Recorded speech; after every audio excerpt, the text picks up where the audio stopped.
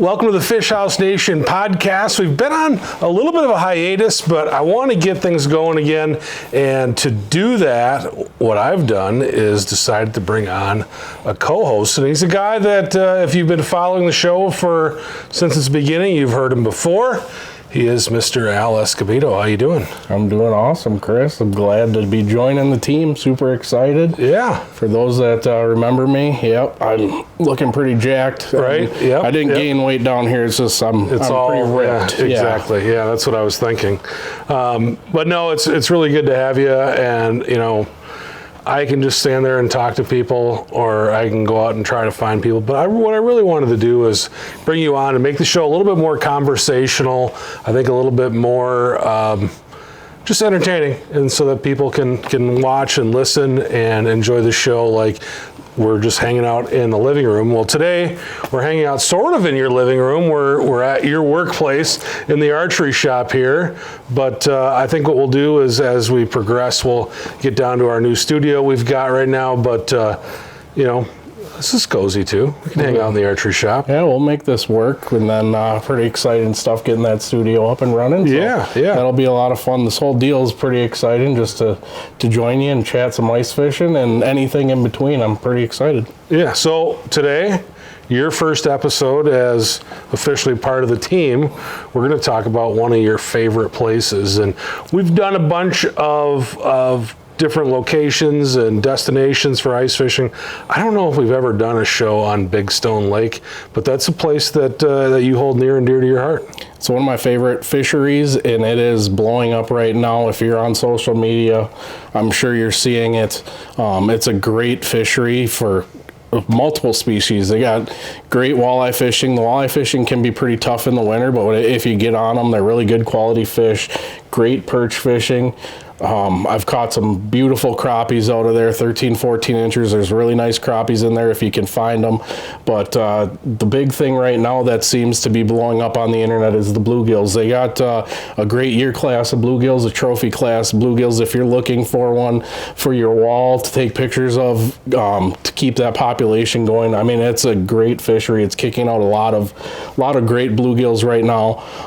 And if you've never stepped foot on that body of water, it's a long, skinny, narrow piece of water, mainly basin fishing. Most guys are going to just spend time fishing in the basin, right on those break lines, right at the base of the break lines, to kind of just get those bugs that are coming out of the basin. I fish a little bit different. I like to get away from the crowd, so I look for those inside turns and a little bit of different changes in that basin. That seems like those fish will hold up there a little bit longer. When you're out in those basins, it seems like those perch come through. You get a flurry of them. You got to catch as many as you can, as quickly as you can.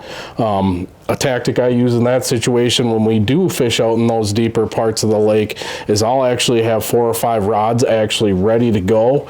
And when that school comes in, I'm catching a fish, and if it's a keeper, I'm getting that rod out of the water, setting it down, and I'm just dropping another rod as fast as I can, because if you fish for perch at all, you know that when that active school comes through, you got to keep them fed or they're going to leave. They're just going to go back to roaming and move on to their next spot. So to be ready for when that little window comes, because sometimes out there, I mean, when we first started going out there, before we gained the experience as ice anglers looking at different parts of the lake, we did a lot of the basin stuff. And what would happen is you'd catch a lot of fish and you'd catch a lot of quality fish, but you'd have that school come through, you'd bang 4 or 5 of them, throwing them in your bucket, and then you'd be waiting a half hour for that school to come back through, catch another few, here and there. But if you focus on those little bit of transitions, those inside turns where you got a little bit of a change, you don't just got a straight shoreline, or you're not just out in the very middle of the basin, kind of search those little bit of turns, you can find some different things.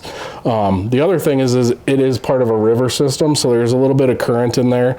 And another thing that I've found, especially when it came to bluegills for me personally, those transitions where you could find that dark water to clear water seemed to be a really good spot that really was holding a lot of fish the last few times I've been out there. I know the walleyes out there really relate to that darker water, especially in the shallow water. So it's a little bit different fishery, but it's a great fishery. If you ever get a chance to go out there, I love it.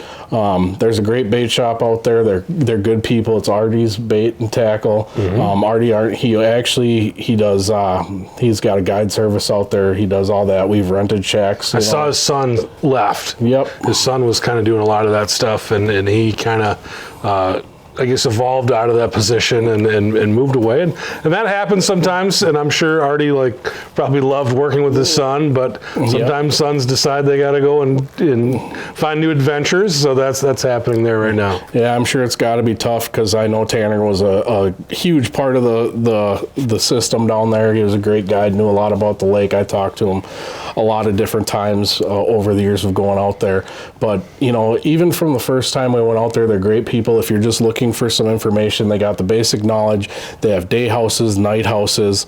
You can pull out your own house, obviously. That's one thing about that water system is it's not super deep. It is a river system, so it doesn't freeze super fast, but it does seem to be on the little earlier edge of the ice belt as far as getting out there early and building ice quickly, so you can get houses out a little bit earlier out there. So that's kind of nice. I would say that it's because of that river system that ice there can be some different spots in there, and I know there's some challenges out there, and I know some vehicles went through this past winter, and what I would say too is just go to that Artie's Facebook page, and he does a really good job of kind of letting people know what's going on out there, so you're not wasting a trip. I mean, it's about a 3.5 hour rip out there from the metro area. He'll kind of let you know what's going on. Schmidt's Landing is a really good place out there too to run out of. I've gone out of Schmidt's a couple different times.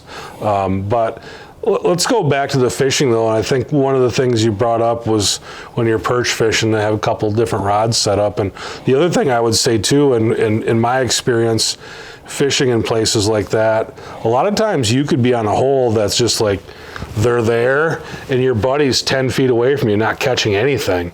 And if you're dragging them up like that, I'd be like, hey, Billy, come over here. And the second I pull one up, he's dropping down, just because, like you say, if you've got that hole that's hot, you got to keep them interested, because once it slows down, they spread out. So if your buddy is not getting the action, have him come over and fish your hole when you're taking care of your fish. Yep, well, that's another great option that works really good, even crappie fishing and bluegill fishing as well. The other thing, I actually forget that tactic quite a bit, because I'm a tournament angler at heart. I fish a lot of ice fishing tournaments.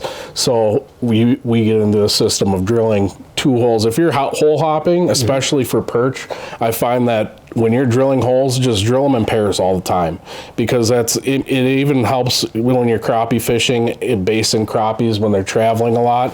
Drilling those 2 holes, and then you're walking as a team, or if you got 3 guys with you, drill 3 holes. I mean, obviously it gets a little bit hectic if you've got 3 guys, hole hopping or chasing them, but it's a very effective way. And if you have the holes already, once you kind of figure out the pattern that school is running and operating, you can kind of stay on top of those fish. Or if you're chasing them with live scope, just make sure you have a couple drills ready to start cutting and go fast. Those perch are really hard to chase, but it can be done. I know a lot of guys that go out there and do it, but it is tough because they're always moving if there's not food there. It's definitely a good game to play if you go out somewhere and you got 6 to 8 people with you, because like you say, you can drill a bunch of holes, everybody can spread out a little bit, and once you find them, then everybody can kind of zero in where they are.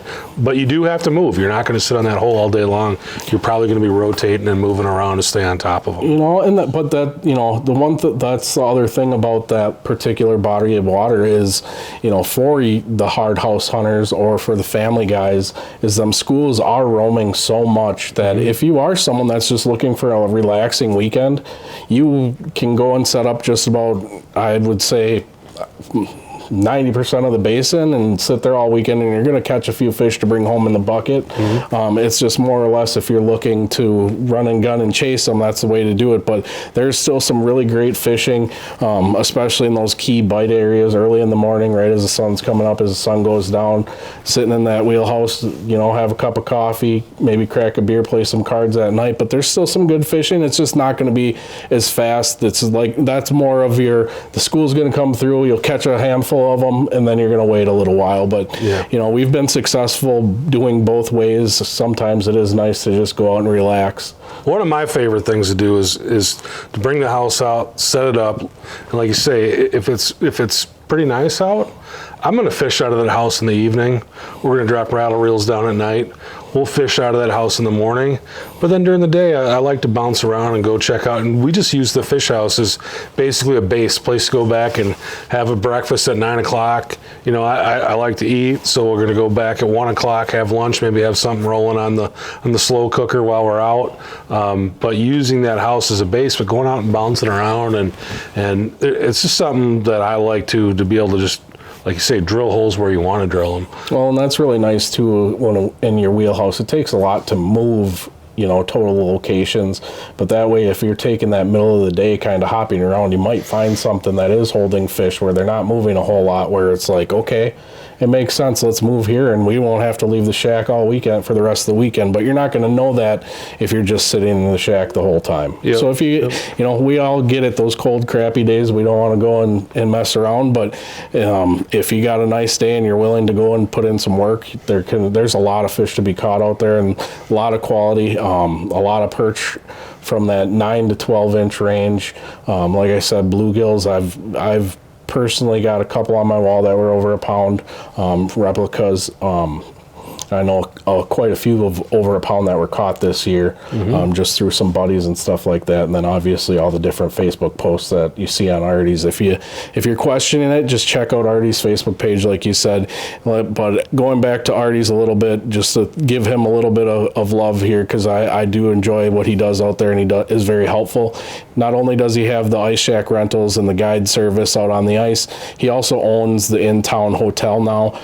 It's a great hotel. It's very reasonable to stay at, so just check it out if you guys are out in that direction. Show him a little bit of love. They're a small business in a small town, so they appreciate everyone coming through. It's a great place to get bait. They got everything you'll ever need. Check those guys out. But what about while we're in town? What's your favorite place to go eat when you're in there? Oh, man. I'm drawing a blank on the name. It's just north of town. It's a little supper club. Excellent prime rib, nice fancy. Al makes a lot of money. When you're out on the ice track all day long, not really eating, you got to spoil yourself if you're out of town. So they got some really good food there, and then in town they got a Dairy Queen, a Subway, those quick easy things.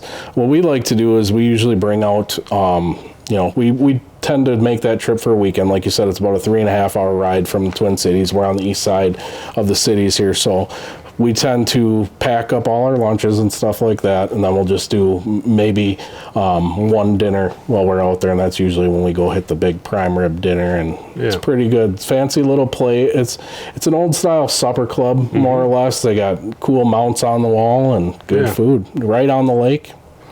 One of the other things you talked about was, where that green water kind of hits the more blue water where the river system's rolling through. And I've been doing a lot of Great Lakes fishing during the ice off season. And that's a place that, when people think of fishing, a big lake, they just think of it, it's just one big chunk of water. But when those rivers are flowing into those lakes, you can see that defined line. And when you talk to captains who fish around those type of areas all the time, they'll tell you that line is just like what we would think of as a weed edge. Like it's literally a piece of structure that's on that lake, and the fish relate to it. So if you can find those types of places, whether you're fishing Great Lakes, you're fishing trout and salmon, or you're fishing for walleyes on a place like Big Stone Lake, those fish are hanging out in there because that is structure, and that's an ambush point for them. And I have seen, there's certain other lakes when you start getting into bigger, like just even a perfect example would be Chisago Lake, where they used to have the Minnesota State Panfish Championship. It's connected to Chisago. It's got bridges. It's got a little bit of current, a little bit of moving water. But that had areas that had different color water, and even the crappies really would relate to that. And you could see the different age classes where you're looking for certain types of water. I mean, water clarity can be a huge thing when you're looking for fish, and it's oftentimes overlooked. That's where that camera can be in handy. But I mean, obviously you get into some of them darker lakes or some of the real clear lakes, you're not necessarily going to run into those transitions. But a lot of times those transitions signify a lot of different things, whether it's a change from sand to muck. There's a lot of things you can learn by just looking at the water clarity in itself, the movement of the water and those river systems and those Great Lakes. The Great Lakes, you know, I've perch fished on the Great Lakes through the ice. You got to deal with current, and that's where you get into the different water clarity. Same thing up there. You're looking for the really clear water for them perch up on those big Great Lakes up there. But yeah, if it's one of the most underlooked things in my opinion. If you pay attention to water clarity on a lake that has variations of water clarity, you will almost always find something there, whether it's the target species or not. Fish really like those transitions. Yeah. Well, let's one more point before we kind of wrap this up. One of the other things that whenever I'm on Big Stone stands out to me is weeds. I mean, the weeds are there. There's big weed beds there. What are you looking for when you're ice fishing, when you're kind of scanning around those type of places? Really, like I said, for me, what I've found personally, rock structures are really good, but for me personally, I've found that the fish out there seem to really relate to that basin and feed a lot on the bugs that are coming out of that basin. So I'm more looking for contours and turns where you got your a real tight break in that inside turn that kind of levels out on both edges. That just kind of signifies where you got a little bit of harder bottom where it's transitioning, and then usually where that transition happens, you're going to get that dark water solid, that dark water break, or that, depending on where you are on the lake, but you'll get onto one of those breaks or those transitions, and that's usually what I go for. I don't really focus on weeds too much. I'm sure, just like anywhere, fish relate to weeds. If you can find the good patches of weeds, you're going to find fish. Assuming bluegills, same thing. But for me out there, I've found pretty much everything in just the different turns and curves at different depths. So you might find an inside turn where you're fishing 9 feet and you're getting a bunch of perch, but you might go into 6-7 feet and you might find the bluegills, something like that. You might go out a little bit deeper and find those cruising crappies. So for me out there in particular, I'm not so focused on the bottom content as far as weeds and stuff like that. I'm looking more for the contours. Okay, very good. Anything else you want to talk about before we wrap up here? I think we hammered it out. I just think that if you get the opportunity to go out there, check out Big Stone. It's a great fishery. It's a lot of fun, a lot of fish to be caught, a lot of fish to fill the bucket and throw on the grease. It's a great lake. Yeah, one thing we didn't say, it's in the southwest corner of Minnesota, right on the Minnesota South Dakota border. Both borders on either side. So that's where it is. If you're wondering, we never brought that up, but southwestern Minnesota. If you're coming from the Minnesota side, it's Ortonville is right there. So thanks everybody for joining us today, and we will talk to you on the next show. Thanks, guys.